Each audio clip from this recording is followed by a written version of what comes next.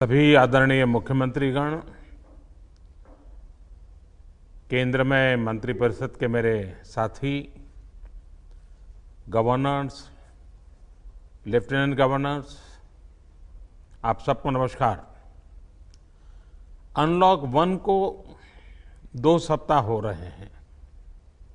इस दौरान जो अनुभव आए हैं उसकी समीक्षा, उन पर चर्चा हमें आगे के लिए बहुत उपयोगी हो सकती है। आज की इस चर्चा में मुझे भी आपसे काफी कुछ जानने का अवसर मिलेगा, ग्राउंड रियलिटी क्या है उसको समझने का अवसर मिलेगा। आज की चर्चा के निकले पॉइंट्स, आपके सुझाव देश को आगे की रणनीति बनाने में अवश्य मदद करेंगे। साथियों, किसी भी संकट से निपटने के लिए टाइमिंग का बहुत महत्व होता है। सही समय पर लिए गए फैसलों ने देश में कोरोना संक्रमण को नियंत्रित करने में बहुत मदद की है। भविष्य में जब कभी भारत की कोरोना के खिलाफ लड़ाई का अध्ययन होगा तो ये दौर इसलिए भी याद किया जाएगा कि कैसे इस दौरान हमने साथ मिलकर के काम किया। कोऑपरेटिव फेडरलिज्म का सर्वोत्तम उदाहरण प्रस्तुत किया। साथियों, जब कोरोना दुनिया के अनेक देशों में चर्चा का विषय भी नहीं बना था, तब भारत ने इससे निपटने के लिए तैयारियां शुरू कर दी थी, फैसले लेने शुरू कर दिए थे। हमने एक एक भारतीय की जिंदगी को बचाने के लिए दिन रात मेहनत की है। बीते हफ्तों में हजारों की संख्या में हमारे भारतीय भाई बहन विदेश से अपने वतन वापस लौटे हैं। बीते हफ्तों में लाखों की संख्या में प्रवासी श्रमिक अपने अपने गांव पहुंचे हैं। रेल, रोड, एयर, सी सारे मार्ग करीब करीब अब खुल चुके हैं। लेकिन इसके बावजूद, हमारी इतनी जनसंख्या होने के बावजूद भारत में कोरोना संक्रमण उस जैसा विनाशकारी प्रभाव नहीं दिखा पाया जो दुनिया के और देशों में कोरोना ने आफत पैदा की है। दुनिया के बड़े बड़े एक्सपर्ट्स, हेल्थ के जानकार, लॉकडाउन और भारत के लोगों द्वारा दिखाए गए अनुशासन की आज भारी चर्चा हो रही है। आज भारत में रिकवरी रेट 50% से ऊपर चला गया है। आज भारत दुनिया के उन देशों में अग्रणी है जहां कोरोना संक्रमित मरीजों का जीवन बच रहा है। कोरोना से किसी की भी मृत्यु दुखद है। हमारे लिए किसी एक भारतीय की भी मृत्यु असहज करने देने वाली है। लेकिन ये भी सच है कि आज भारत दुनिया के उन देशों में है जहां कोरोना की वजह से सबसे कम मृत्यु हो रही है। अब अनेक राज्यों के अनुभव आज आत्मविश्वास जगाते हैं कि भारत कोरोना के इस संकट में अपने नुकसान को सीमित करते हुए आगे बढ़ सकता है। अपनी अर्थव्यवस्था को तेजी से संभाल सकता है।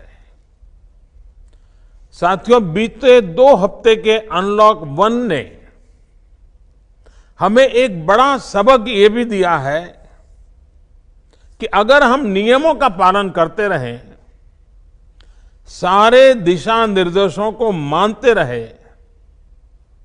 तो कोरोना संकट से भारत को कम से कम नुकसान होगा।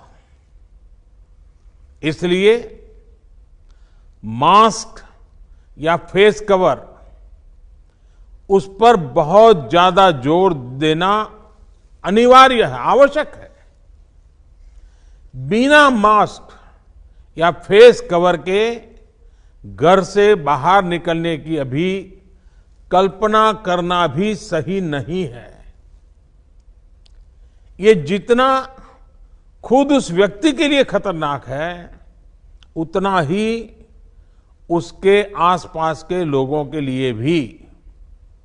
इसलिए 2 गज की दूरी का हमारा मंत्र हो, दिन में कई बार 20-20 सेकंड के लिए साबुन से हाथ धोने की बात हो, सैनिटाइजर का इस्तेमाल हो, ये सभी बहुत गंभीरता से किए जाने चाहिए।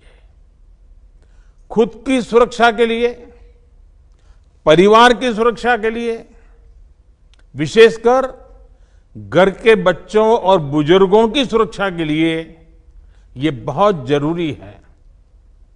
अब तक लगभग सारे ऑफिसेस खुल चुके हैं। प्राइवेट सेक्टर में भी लोग ऑफिस जाने लगे हैं। बाजारों में, सड़कों पर भीड़ बढ़ने लगी है।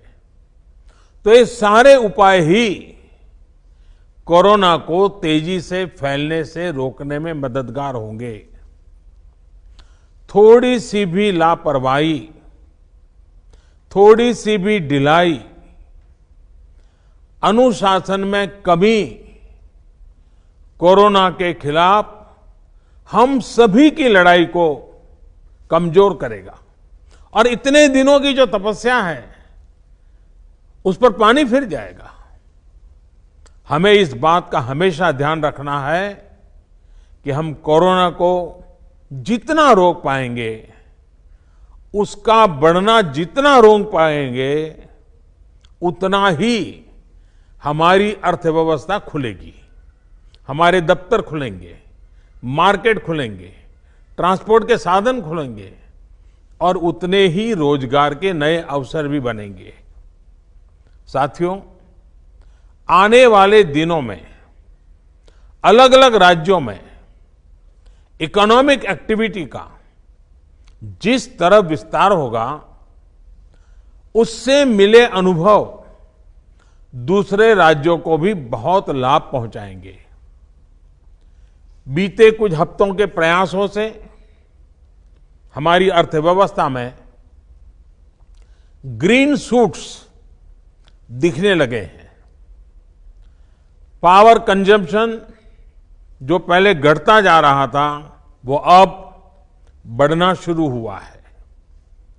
इस साल मई में फर्टिलाइजर की सेल बीते साल मई की अपेक्षा 2 गुनी हुई है। इस बार खरीफ की बुआई बीते साल की अपेक्षा करीब 12-13% ज्यादा हुई है। 2 व्हीलर्स का प्रोडक्शन लॉकडाउन से पहले के स्तर का करीब करीब 70% तक पहुंच चुका है। रिटेल में डिजिटल पेमेंट भी लॉकडाउन से पहले की स्थिति में पहुंच चुका है। इतना ही नहीं, मई में टोल कलेक्शन में बढ़ोतरी होना इकोनॉमिक एक्टिविटी में वृद्धि को दिखाता है। लगातार 3 महीने तक एक्सपोर्ट में कमी के बाद जून में एक्सपोर्ट फिर से बाउंस बैक करके पिछले साल के प्री कोविड पीरियड में पहुंच गया है। ये तमाम संकेत है जो हमें प्रोत्साहित कर रहे हैं, आगे बढ़ने के लिए प्रेरित कर रहे हैं। साथियों, आप में से अधिकतर राज्यों में एग्रीकल्चर, हॉर्टिकल्चर, फिशरीज और एमएसएमईज का हिस्सा बहुत बड़ा है। आत्मनिर्भर भारत अभियान के तहत बीते कुछ दिनों से इन तमाम सेक्टर्स के लिए अनेक प्रावधान किए गए हैं। एमएसएमईज को सपोर्ट करने के लिए अनेक फैसले हाल में लिए गए हैं। समयबद्ध तरीके से एमएसएमईज को बैंक से क्रेडिट दिलाने का प्रयास हो रहा है। 100 करोड़ रुपए तक के टर्नओवर वाले उद्योगों को 20% अतिरिक्त क्रेडिट के ऑटोमेटिक इंक्रीज का लाभ दिया गया है। अगर हम बैंकर्स कमिटीज के माध्यम से ये सुनिश्चित करेंगे कि उद्योगों को तेजी से क्रेडिट मिले, तो वो जल्द से जल्द काम शुरू कर पाएंगे, लोगों को रोजगार दे पाएंगे।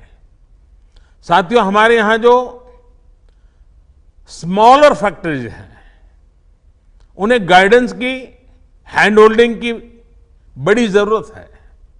मुझे पता है आपके नेतृत्व में इस दिशा में काफी काम हो रहा है।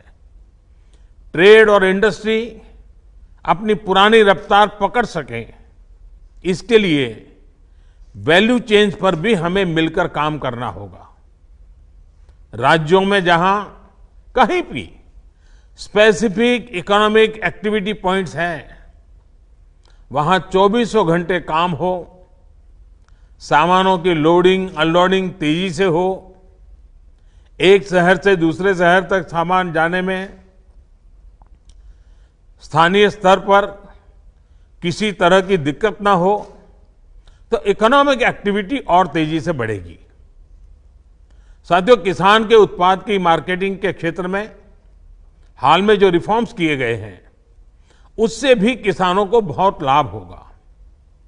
इससे किसानों को अपनी उपज बेचने के लिए नए विकल्प उपलब्ध होंगे, उनकी आय बढ़ेगी और खराब मौसम के कारण, स्टोरेज के अभाव के कारण उनको जो नुकसान होता था, उसे भी हम कम कर पाएंगे। जब किसान की आय बढ़ेगी तो निश्चित रूप से डिमांड भी बढ़ेगी और राज्य की अर्थव्यवस्था की गति भी बढ़ेगी। विशेष तौर पर नॉर्थ ईस्ट और हमारे आदिवासी इलाकों में फार्मिंग और हॉर्टिकल्चर, इसके लिए अनेक अवसर बनने वाले हैं। ऑर्गेनिक प्रोडक्ट्स हो, बांबू प्रोडक्ट्स हो, दूसरे ट्राइबल प्रोडक्ट्स हो, उनके लिए नए मार्केट का द्वार खुलने वाला है। लोकल प्रोडक्ट के लिए जिस क्लस्टर बेस्ड रणनीति की घोषणा की गई है, उसका भी लाभ हर राज्य को होगा। इसके लिए जरूरी है कि हम हर ब्लॉक, हर जिले में ऐसे प्रोडक्ट्स की पहचान करें जिनकी प्रोसेसिंग या मार्केटिंग करके एक बेहतर प्रोडक्ट हम देश और दुनिया के बाजार में उतार सकते हैं। साथियों, बीते दिनों आत्मनिर्भर भारत अभियान के तहत जितनी भी घोषणाएं की गई हैं, वो एक निश्चित समय सीमा के भीतर जमीन पर उतरे, इसके लिए हमें एकजुट होकर काम करना है।